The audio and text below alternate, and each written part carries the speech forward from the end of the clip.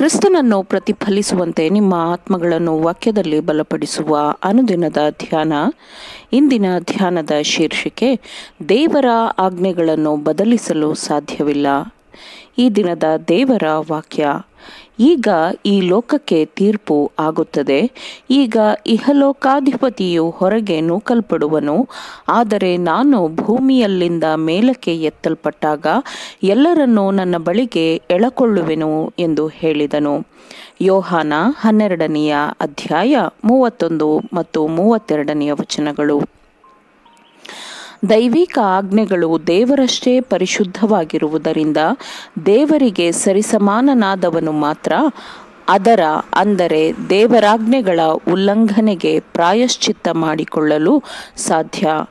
ಕ್ರಿಸ್ತನನ್ನು ಹೊರತುಪಡಿಸಿ ಬೇರೆ ಯಾರೂ ಬಿದ್ದು ಹೋದ ಮನುಷ್ಯನನ್ನು ಆಜ್ಞೆಗಳ ಶಾಪದಿಂದ ಬಿಡಿಸಿ ಅವನನ್ನು ಮತ್ತೆ ಪರಲೋಕದೊಂದಿಗಿನ ಸಾಮರಸ್ಯಕ್ಕೆ ತರಲು ಸಾಧ್ಯವಿಲ್ಲ.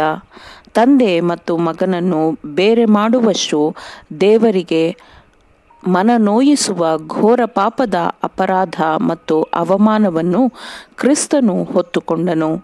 ನಾಶವಾದ ಜನಾಂಗವನ್ನು ರಕ್ಷಿಸಲು ಕ್ರಿಸ್ತನು ಕಷ್ಟದ ತಳಹದಿಗೆ ತಲುಪಿದನು. ರಕ್ಷಣೆಯ ಯೋಜನೆಯು ಮನುಷ್ಯನ ರಕ್ಷಣೆಗಿಂತಲೂ ಇನ್ನೂ ವಿಶಾಲವಾದ ಮತ್ತು ಆಳವಾದ ಉದ್ದೇಶವನ್ನು ಹೊಂದಿತ್ತು.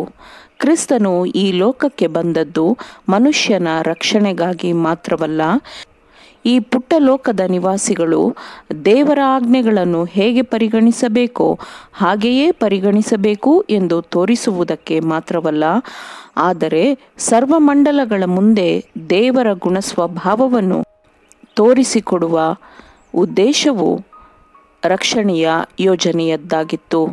ತನ್ನ ಮಹಾನ್ ತ್ಯಾಗದ ಫಲಿತಾಂಶಕ್ಕಾಗಿ ಎದುರು ನೋಡುತ್ತಾ ಮತ್ತು ಇತರ ಲೋಕಗಳ ಕಾರ್ಯಭಾರಿಗಳು ಮತ್ತು ಮನುಷ್ಯನ ಮೇಲೆ ಅದರ ಪ್ರಭಾವ ಇವುಗಳನ್ನು ಎದುರು ನೋಡುತ್ತಾ, ಈಗ ಈ ಲೋಕಕ್ಕೆ ತೀರ್ಪು ಆಗುತ್ತದೆ.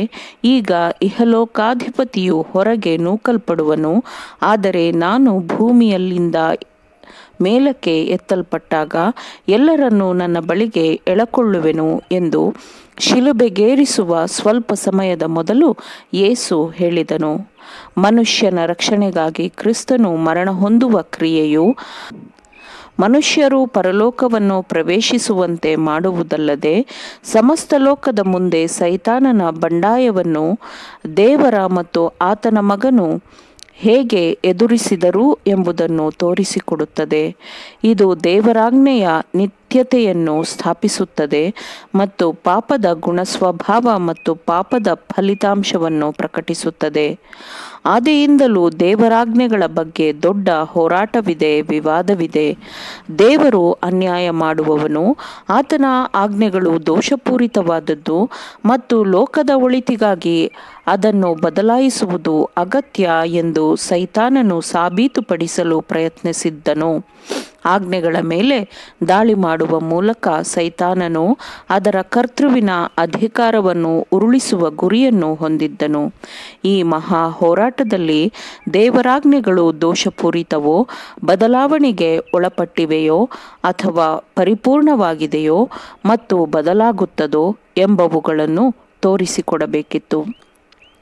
ಕ್ರಿಸ್ತನು ಅನುಭವಿಸಿದ ಅವಮಾನ ಮತ್ತು ಅಪಹಾಸ್ಯವನ್ನು ಸಮಸ್ತ ಪರಲೋಕವು ಗುರುತಿಸಿಕೊಂಡಿತ್ತು. ಅದು ಸೈತಾನನ ಪ್ರಚೋದನೆಯಿಂದ ಆದದ್ದು ಎಂದು ಪರಲೋಕಕ್ಕೆ ತಿಳಿದಿತ್ತು. ಬೆಳಕು ಮತ್ತು ಕತ್ತಲೆಯ ನಡುವಿನ ಯುದ್ಧವು ಬಲಗೊಳ್ಳುವುದನ್ನು ಅವರು ನೋಡುತ್ತಿದ್ದರು. ಕ್ರಿಸ್ತನು ಶಿಲುಬೆಯ ಮೇಲೆ ತನ್ನ ಅಂತ್ಯಗೊಳ್ಳುತ್ತಿರುವ ಕಷ್ಟವನ್ನು ನೆನೆದು ಎಲ್ಲವೂ ತೀರಿತು ಎಂದು ಕೂಗಿದಾಗ ಸರ್ವಲೋಕಗಳಲ್ಲೂ ಮತ್ತು ಪರಲೋಕದಲ್ಲೂ ವಿಜಯೋತ್ಸವದ ಕೂಗು ಮೊಳಗಿತು.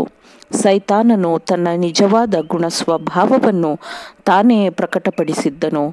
ಮನುಷ್ಯನ ಅಪರಾಧದ ಶಿಕ್ಷೆಯನ್ನು ಕ್ರಿಸ್ತನು ಅನುಭವಿಸಿದನು ಎಂಬ ಸತ್ಯವು ದೇವರಾಜ್ಞೆಯು ಬದಲಾಗುವುದಿಲ್ಲ ಎಂಬುದಕ್ಕೆ ಸೃಷ್ಟಿಸಲ್ಪಟ್ಟ ಎಲ್ಲ ಕಾರ್ಯಭಾರಿಗಳಿಗೂ ಪ್ರಬಲವಾದ ಸಾಕ್ಷಿಯಾಗಿದೆ. ದೇವರು ನೀತಿವಂತನು, ಕೃಪಾಪೂರ್ಣನು ಮತ್ತು ಸ್ವಾರ್ಥತ್ಯಾಗಿಯೂ ಆಗಿದ್ದಾನೆ ಮತ್ತು ಆತನ ರಾಜ್ಯದ ಆಡಳಿತದಲ್ಲಿ ನಿತ್ಯ ನ್ಯಾಯವು ಮತ್ತು ಕೃಪೆಯು ಒಂದಾಗಿರುತ್ತದೆ ಎಂಬುದಕ್ಕೆ ಅದು ಅಂದರೆ ದೇವರಾಜ್ಞೆಯು ಸಾಕ್ಷಿಯಾಗಿದೆ.